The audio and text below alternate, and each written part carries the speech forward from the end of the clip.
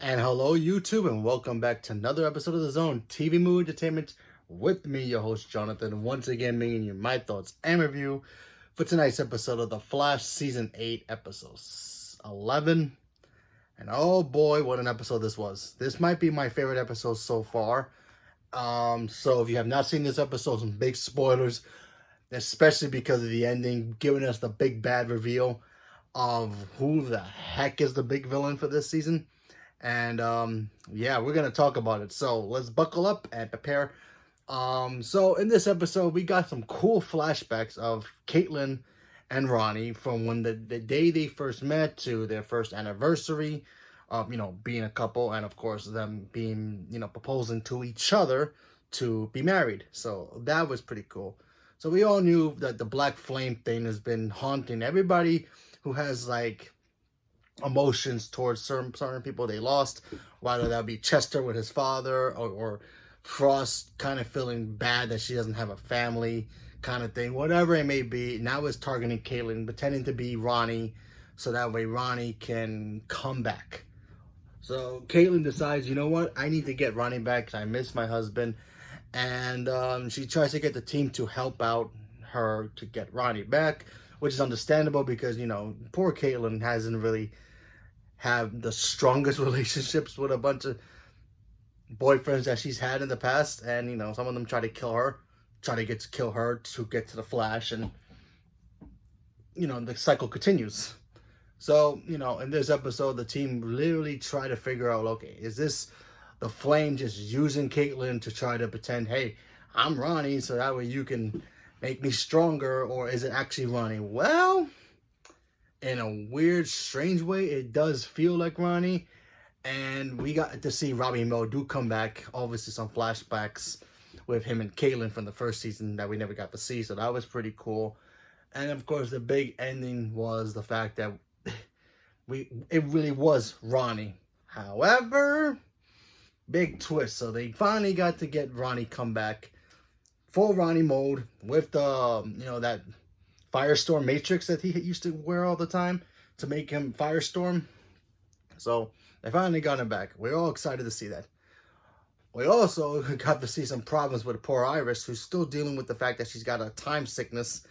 And apparently that girl that she's been helping out, the one who can go through walls, she got a little mad the fact that she basically digitized her mother out of existence.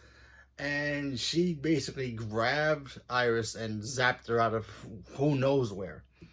Wherever it may she be, we have no idea. We have to wait to a couple weeks to find out what exactly happened to Iris. But yeah, her friend went back to Barry to tell her that. So at the end of the episode, Barry kind of went cold for a minute because he just found that the love of his life is now gone. So now he's got to deal with that. Even though he literally just went through it while trying to get Caitlin, the love of her life, her Ronnie back. So now he's got to do it for himself. So that's interesting. But the big reveal at the end of this episode, now that they got Ronnie back, I saw Ronnie actually come back at the ending because I thought it was just going to be flashbacks and then it was just going to be a big trick. Nope, Ronnie came back at the end, which was cool. I thought Ronnie was going to be sticking around for a little bit. Robbie Amell. So I was like, all right.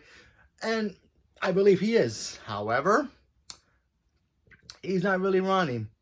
It is actually, brace yourself, it is the Dark Firestorm, I believe. Or the Negative Firestorm. I can't remember exactly what they call him in the comics. But he doesn't have the flame red, red. He's all blue. So that's going to be the big bag. The Negative Firestorm is here. And he looks cool. He looks like a skeleton Ghost Rider type of form. Looks pretty cool. So, the Dark Firestorm, which, gotta say, caught me off by surprise just a little bit. I shouldn't have realized it, we were going to get that. But honestly, I thought it was going to be like some kind of speedster. Like a dark speedster that was going to come around and be the big bad. Like, because, that's all we get with the Flash. Flash fights villains, and then he fights the big speed villain at the end of it. And then the next season, same thing. But, excuse me, I guess we're going to get a little bit something different. So that's interesting. I think what I liked about this episode was the fact that we got to see a little bit more of Daniela Panabaker in this, and obviously you can tell there's some little CG with her in here, obviously because she is pregnant in real life. So, you know, it didn't bother me, which is cool, but, you know, it is noticeable, which is a good thing, because, you know, we all love Daniela Panabaker. She's great.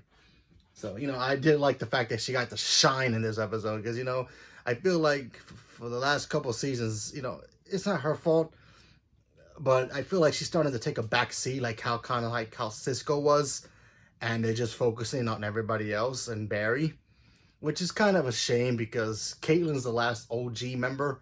You know, Cisco's not there no more, and neither is Harrison Wells.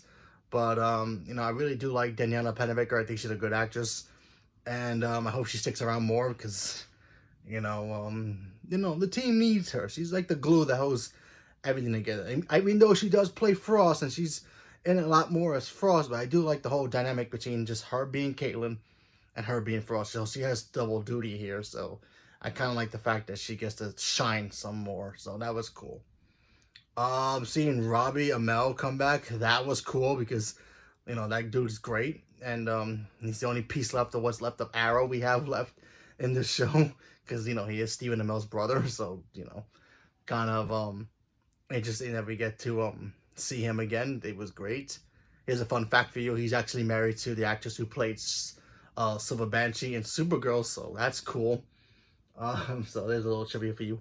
But overall, I thought this, like I said, I thought this episode was the strongest because it really shows, you know,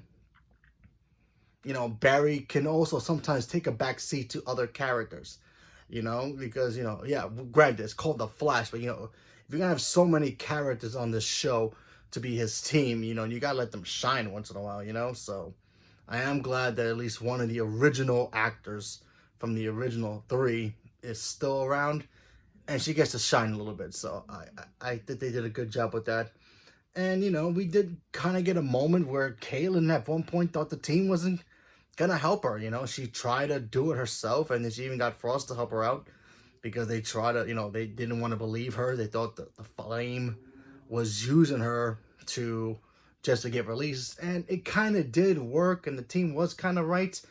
But it's Caitlin, you know. She suffered enough. You know, she actually... I mean, starting to feel sorry for Caitlin at this point because honestly, yeah, she's brilliant, she's beautiful, but yet she doesn't do well with relationships.